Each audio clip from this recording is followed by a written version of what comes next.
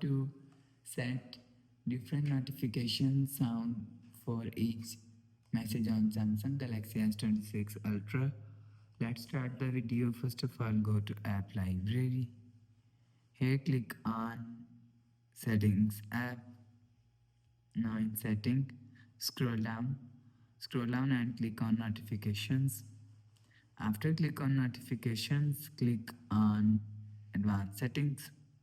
After click on Advanced Settings, scroll down to and you will see manage notification categories for each episode. If you want to set different notification sound for each message, so turn on this button. After turn on this button, go back to home screen. So that's how you can set different notification sound for each message on Samsung Galaxy S26 Ultra. If you like the video, please subscribe. Thanks for watching.